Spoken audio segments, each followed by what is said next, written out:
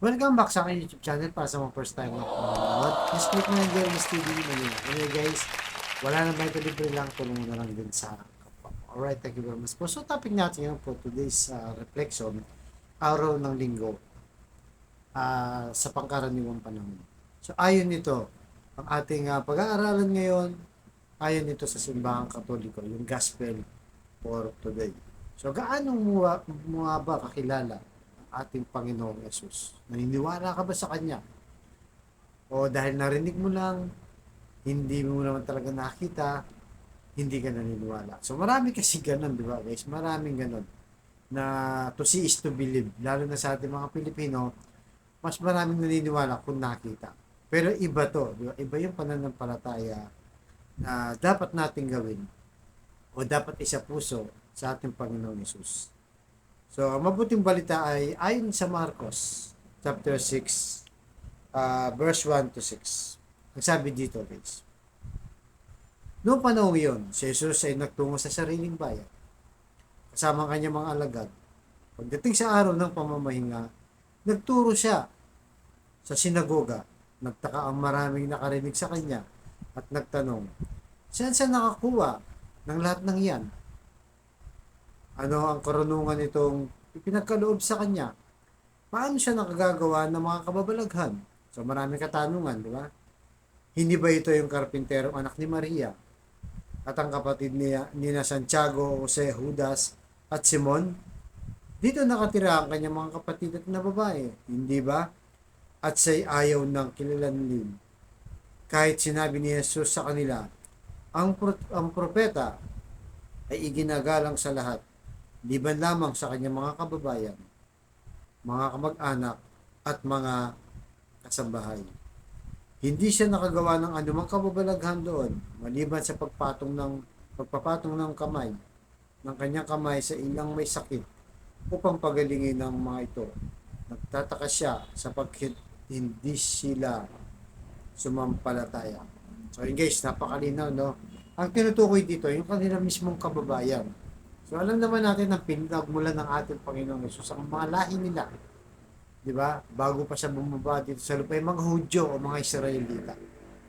So ibig sabihin, tuloy-tuloy ang kanilang lahi at sila yung talagang kinikilala na anak ng Diyos. Kumbaga tayo sa panahon natin ngayon, noong panahon na yun, hindi tayo mga hentil.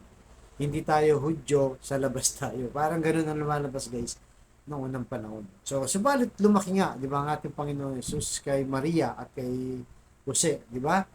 So, habang tumatagal, siguro, kamba, dito ka sa Maynila o sa probinsya nyo, di ba? Lumalaki ka. Yung mga kababayan mo, nakikita ka. Bata ka pa lang, sino yung mga magulang mo, mga kapatid mo, di ba? Kagaya sa istorya, ay kilalang kilala ka nila. Di ba? Kahit sino sa atin, ganun ang katayuan natin. Lahat, kung saan tayo lumaki, mga barkada natin, kaibigan, kapitbahay, kabarangay, kilalang kilala tayo. Kaya nung nag-umpisa na, guys, na gumagawa ng kababalaghan, mga himala ang ating Panginoong Yesus.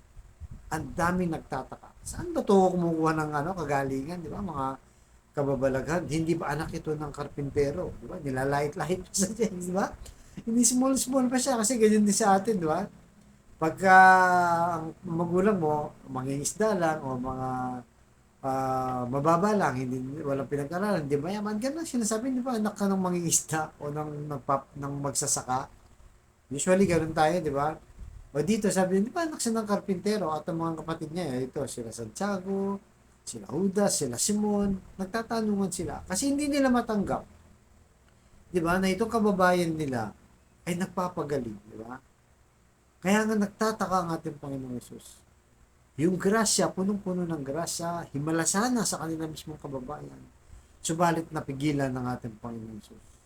Konti lang ang pinagaling niya. Di ba? Yung napatungan lang ng kanyang kamay at mga ilan-ilan. Dapat sagana sana yun, guys. Sagana sana yun. Ang problema, hindi nila tinanggap. So, pag hindi mo tinanggap ang ating Panginoong Yesus, kahit sa panahon natin ngayon, baka hindi ka handa. Maraming grasya ang Panginoong Jesus na bibigay sa atin. Yung paggising mo pa lang, di ba? Grasya na yun. Di ba? Binigyan tayong opportunity na mabuhay pa, na gumawa pa ng mabuti, maglingkod pa sa Diyos. Di ba? mamunga ng maayos, di ba? Mamunga ng mabubuting gawa, binibigay niya lang. Pag gising mo pa lang, kumpleto yung pamilya mo, walang may sakit, may hanap buhay, napakalaking biyaya na. Hindi man mayaman, hindi man tayo mayaman guys, simple lang, okay na yun. Masayang masaya na tayo kasi marami naman yan, mayayaman, pero nagkakagulo sa kanilang mga kayamanan. So, kumbaga tayo mismo, baka pinipigilan natin yung grasya na dapat sana hindi ka na nag-iikaw sa buhay ngayon. Hindi kinakapos sa pera, di ba? Marami na sana nagmamahal sa iyo. Marami na sana tumutulong sa iyo. Pero ikaw mismo ang problema. Ayaw mong tanggapin ang ating Panginoong Jesus. Kung tatanggapin mo lang siya at susunod, siyempre sa kanyang mga kagustuhan, guys. Hindi naman talaga natin lahat masusunod ang gusto niya, guys. Dahil wala namang perpekto. Lahat tayo guilty. Di ba? Walang makakasunod doon kahit isang tao, di ba? Dahil walang mabuti nga kahit isang tao, di ba? Pero magagawa natin yung maraming bagay na kabutihan. Tanggapin lang natin si Kristo na ating Panginoong Jesus. Manalig tayo manampalataya. Ano man ang iyong kahilingan, nakasulat din sa Bible, di ba? Sa kanyang pangalan ay tsak kanyang ipagkakaloob, di ba? Sa tamang panahon, sa kanyang kaloob. Kaya kung ikaw ngayon ay naghihirap sa buhay, di ba? May pinapanalangin, may sakit, di ba? Karamdaman, yung relasyon mo sa pamilya nasisira na, financial, lahat guys, sa Panginoong Yesus lang tayo magtiwala. Dahil kung wala siya, kahit gusto man nating tumanggap ng mga grasya, kung hindi mo siya kikilalanin, hindi ka mananampalataya, hindi rin niya ipagkakaroon. Sino makakapagpipigil sa ating Panginoon? Di ba? Kung ibubuhos na ngayon, di ba? Ibubuhos na sa atin, guys, yung grasya niya. Sino makakapigil? Wala, di ba? At sino rin makakapigil na huwag tayong bigyan ng grasya? Di ba? Kahit yung mga kapitbahay mo, mga kamag-anak mo, lahat may grasya na ikaw na lang ang wala. Dahil sa ginagawa mo. Sino pwede pumigil sa Diyos? Wala.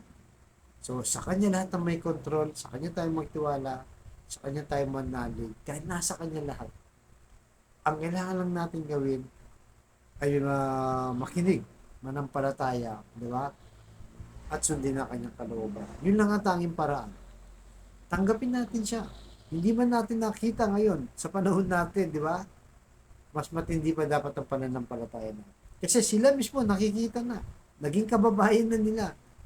Ang ating Panginoon Jesus, dapat bumuhos na lahat ng grasya noon, ng panahon na yun. Di ba? Pero napigilan ng ating Panginoon Jesus dahil ayaw nilang maniwala. Kaya nagtataka. Sabi niya, ba't mga mismong kababayan ko? Kaya nga sinabi niya, di ba? Irerespeto ang propeta sa ibang lugar. Pero lang sa kanyang mismong bayan. Kasi naranasan niya guys. Naranasan ng ating Panginoong Jesus. Diba? Na parang pinagtatabo yan sa hindi siya kinikilala. Kahit dahil kababayan lang nila, ayaw nilang tanggapin. Parang nasasapawan siya, naiinggit. Ganun tayo diba guys? So hayaan natin ng Diyos ang kumilos sa ating buhay. Diba? Tanggapin natin. Napakaraming grasya guys. Simple lang, di ba? Mga simpleng bagay lang. May makain ka lang. May merienda, minsan may midnight snack pa. Sobrang thankful na natin. So yung pagyaman, hintayin natin, di ba? Magsikap lang tayo, darating din tayo doon. Ibibigay din ng ating inaasam. Kaya sa kapatid natin nanonood sa aking vlog na may matinding karamdaman, problema sa pamilya, problema rin sa financial. Sabayin mo ka sa napakasimpleng dasal. Kung ikay maniwala at tanggapin mo ang ating Panginoong Yesus bilang iyong Diyos, manampalataya ka, sundin ang kanyang kalooban, tsak yun. Ano mga iyong kahilingan ay ipagkakaloob sa kanyang pangalan. So tayo manalangin, Lord, i-bless na po ang kapatid namin nanonood sa aking vlog na malubha na po ang karamdaman. Stage 4 cancer na, Lord. Pinaningan na sa buhay. At kung ano na po mga karamdaman na bumabalot sa kanilang mga katawan. Ipuhin niyo po, Lord, ng inyong mapagpagaling na kamay. Haplusin niyo po, tanggalin niyo po ang kanyang karamdaman. Lord. Yakapin niyo po ng mahigpit para mawala na ang kanyang nararamdaman para sa kanyang pamilya. At ganoon din po, Lord, sa mga pamilyang nasira na, masisira pa lang, o gulong-gulo na, Lord. kawatak-watak na. Hilumin niyo po ang mga sugat na nagkasakit at sakit. Ibalik niyo po ang magandang relasyon pag bigkis-bigkis niyo. At lalo-lalo na po Lord, sa financial Lord, na kailangan namin lahat. Lalo na Lord, yung kapatid namin walang-wala, ultimo pambili ng 1 kilo ng bigas, pambili ng ulam, pambili ng gamot, kung ano-ano pang pangailangan sa pamilya. Bless niyo po ang aming hanap buhay, Lord, para sa aming pamilya. Patawarin niyo po kami sa aming mga kasalanan. At na ito hiniling namin sa matamis na pangalan ng Panginoon Jesus. Amen. To God all be the glory. Sa ngalan ng Ama ng Anak ng Diyos, Santo. Thank you very much.